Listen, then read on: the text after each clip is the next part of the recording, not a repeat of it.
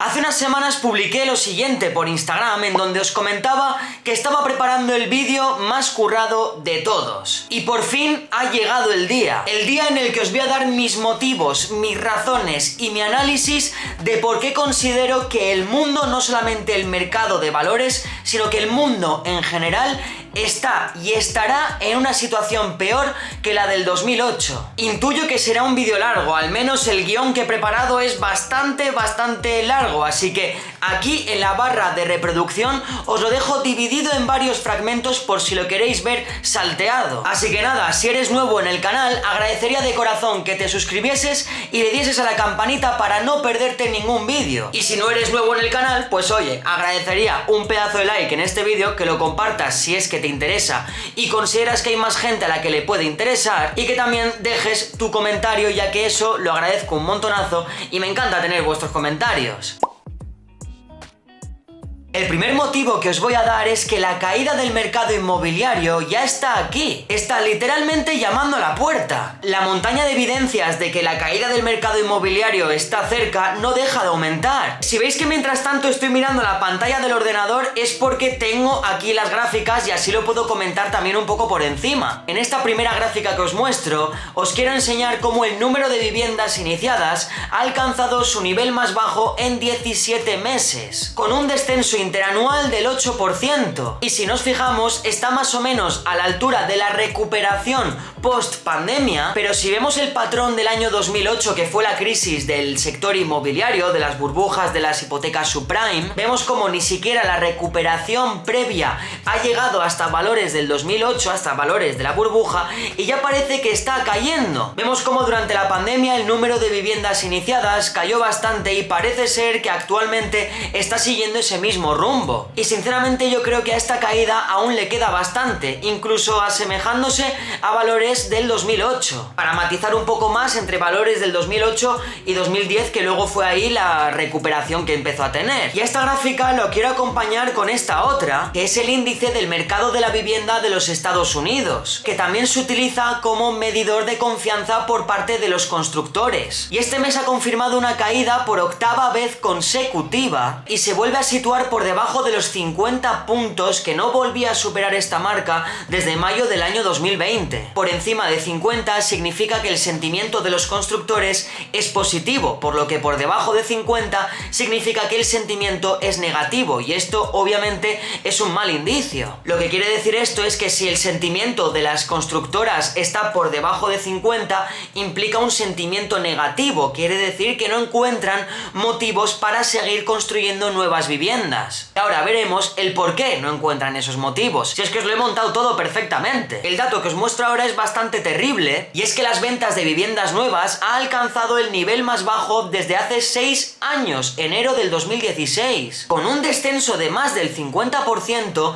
desde su máximo marcado en el año 2020. El mercado inmobiliario y las ventas de nuevas viviendas se suele tener muy en cuenta para ver cómo va la economía de un país o del mundo entero. Si la producción de nuevas viviendas, por lo tanto la adquisición de nuevas viviendas, se ve mermada o incluso se ve ralentizada o reducida, como en este caso, se puede llegar a deducir que la economía no está en su mejor momento, y posiblemente esto significa que estamos a las puertas de una recesión económica en todo el planeta. Y es que las ventas de viviendas nuevas no han sido lo único afectado, sino que también las ventas de viviendas existentes siguen cayendo en picado, un 20% menos respecto al último año y en sus niveles más bajos desde junio del año 2020. Y fijaos en la gráfica y comparadlo con los valores que había en el año 2008 y 2010. Vamos en ese rumbo. Solo que, por supuesto, en el año 2020, con el tema de la pandemia, una caída en picado de estas dimensiones era totalmente esperada y justificada. Pero que esto suceda ahora, cuando la economía más o menos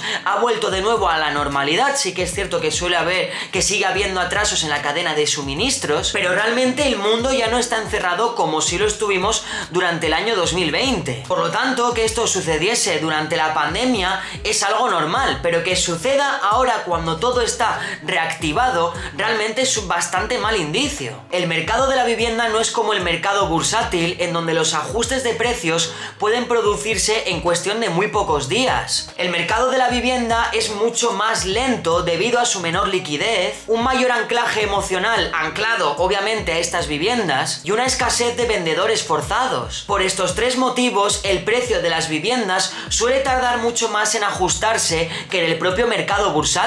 El mercado inmobiliario, como cualquier otro mercado, también sigue sus ciclos, y lo primero que suele verse para anticipar esta crisis en este sector es un descenso en las transacciones. Descenso en las transacciones de compra-venta de viviendas, por supuesto. Y es lo que ya os he mostrado en las gráficas anteriores, que ya estamos sumidos en esa fase. Este descenso en las transacciones de compra-venta de viviendas suele darse porque los compradores se ponen en huelga, porque los precios de las viviendas están muy elevadas, por lo tanto los compradores dejan de comprar viviendas. Y los vendedores al principio de este ciclo, cuando los compradores se ponen en huelga porque las viviendas están muy caras, estos son muy reacios a bajar los precios para satisfacer la demanda de los compradores. Y las ventas de viviendas nuevas y existentes lo que nos están mostrando es que estamos muy sumidos dentro de esta fase. Y para más INRIT también se ve acompañado por el desplome en las transacciones y una bajada del ritmo de transacciones que no habíamos visto desde la pandemia del año 2020. Yo creo que ahora estamos entrando en la segunda fase,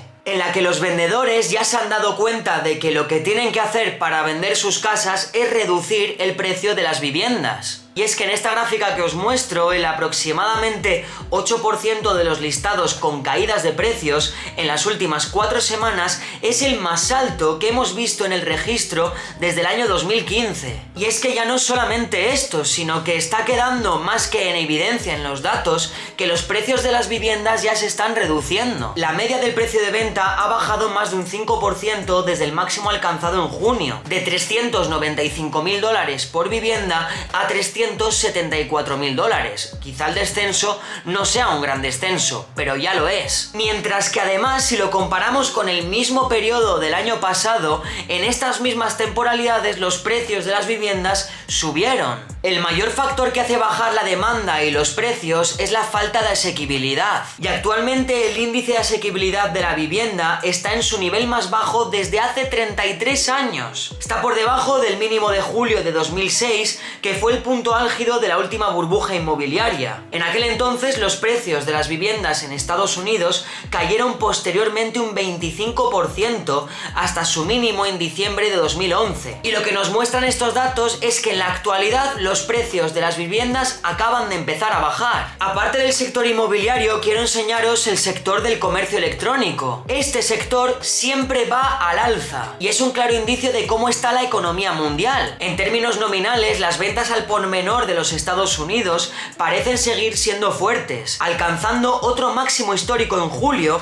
y con un aumento del 3,6% en los últimos 6 meses. Pero atentos, porque tenemos que ajustar la inflación, y en cuanto contabilizamos la inflación en estos datos, los datos cambian muchísimo. Ajustándole la inflación, las ventas minoristas reales alcanzaron su máximo en abril del 2021 y han bajado un 1,1% en los últimos 6 meses. Una vez ajustadas a la inflación, las ventas minoristas de comercio electrónico cayeron un 2% en el último año. Los datos del comercio electrónico se empezaron a datar a partir del año 2000 y la única recesión que hubo en este sector fue durante el año 2008 y 2009. Y efectivamente se está volviendo a repetir exactamente lo mismo que en el año 2008 y 2009. Y encima a todos estos componentes vamos a sumar el factor de la inflación mundial. Y sobre todo quiero hacer más hincapié en Reino Unido, donde por primera vez la inflación en este país superó el 10%, su nivel más alto desde que se iniciaron los registros en el 1989. Además, el Fondo Monetario Internacional ha comentado que considera que Reino Unido de cara al año que viene va a tener una inflación superior al 20%. Y para más INRI, el Banco de Inglaterra sigue muy por detrás de la curva con un tipo de interés del 1,75%. Y ya sabemos que lo mejor que se puede hacer para contrarrestar una alta inflación es aumentar los tipos de interés. Si os interesa un vídeo hablando sobre qué relación tiene la inflación y los tipos de interés, me lo ponéis en los comentarios y dedicaré un vídeo al respecto. Y ya de paso os pongo por aquí la tabla de la inflación correlación mundial para que lo veáis desglosado en diferentes países, a ver si encontráis el vuestro. Ahora os voy a mostrar una gráfica en donde se ve cómo esto también es una mala noticia, aunque a priori no lo parezca, y es la falta de correlación entre el mercado estadounidense y el mercado mundial, porque para que más o menos exista un cierto equilibrio en la economía mundial, los mercados tienen que estar más o menos en cierta sintonía y armonía, y en la gráfica actual os voy a mostrar cómo está totalmente descorrelacionado. Y es que la relación entre las acciones de los mercados emergentes y las acciones de los Estados Unidos está ahora en su nivel más bajo desde el 2001. En los últimos 12 años, las acciones de los mercados emergentes han subido un 28%, mientras que las acciones americanas se han multiplicado por más de 4 veces. Esto es una descorrelación brutal que obviamente tiene que sufrir un ajuste. Luego a todo esto le vamos a añadir el precio de la gasolina, porque los precios de la gasolina en Estados Unidos ha bajado a $3,90 el galón, una caída del 22% por debajo de su máximo histórico a mediados de junio, y en sus niveles más bajos desde hace 5 meses. Mientras tanto, el gas natural no deja de subir, y es que ha alcanzado sus niveles más altos desde el 2008, cuadruplicándose en los últimos 2 años. Y este dato es muy importante, ya que el gas natural es la mayor fuente de generación de electricidad y de calefacción doméstica en Estados Unidos. El último dato que os quiero aportar es la reducción en los márgenes de beneficios de las empresas que componen el S&P 500. Y es que en el segundo trimestre del 2021 se alcanzó un máximo histórico con un 13,5% de márgenes de beneficios, mientras que este año han bajado al 10,9%, ya que el crecimiento de las ventas se ha ralentizado y las empresas tienen más dificultades para repercutir el aumento de los costes a sus clientes. Y fijaos cómo durante la pandemia del año 2020 los márgenes de beneficios se redujeron muchísimo, pero sobre todo tener referencia el punto del año 2008 y 2009, donde el margen de beneficio era del 0%. Así que atentos porque se vienen bastantes caídas. Y hasta aquí el vídeo en el que os quería comentar mi opinión al respecto de por qué creo que estamos en una situación bastante peor que la del 2008 y por qué además considero que va a ser muchísimo peor a la larga. Me encantaría que en los comentarios compartieseis vuestra opinión y que me dieseis vuestra conclusión al respecto. Si consideráis que se me ha olvidado algún dato que aportar, si consideráis que hay más datos que debería tener en cuenta y no lo he hecho, todo en los comentarios. Obviamente puedo estar equivocado y esto que he mencionado en este vídeo no es ni mucho menos una recomendación de lo que tienes que hacer con tu dinero o no. Es solamente un vídeo opinión mío en donde quiero compartir datos y mi razonamiento y mi pensamiento al respecto, porque sinceramente me parece que la situación actual de todo el mundo es una situación un poco peliaguda y creo que no estamos en el mejor momento de la historia, ni muchísimo menos a nivel economía mundial, ni en los mercados ni en el día a día. Considero que estamos sinceramente en una de las peores situaciones y creo que lo que viene de aquí a dentro de unos meses va a ser algo muchísimo peor. Por eso me he sentido en la necesidad de trabajar durante bastantes días en este vídeo y compartirlo todo con vosotros, ya que quiero compartiros mi opinión y mi perspectiva al respecto para que también todos hagamos lo mismo en los comentarios. Así que nada, espero que os haya gustado este vídeo, espero que haya sido de vuestra utilidad y si ha sido de vuestro interés y creéis que a alguien cercano a vosotros también le puede interesar, agradecería un montonazo que lo compartieseis con él. Así que sin más dilación, me despido por aquí. Estamos en contacto a través de mis redes sociales. Chao, gente.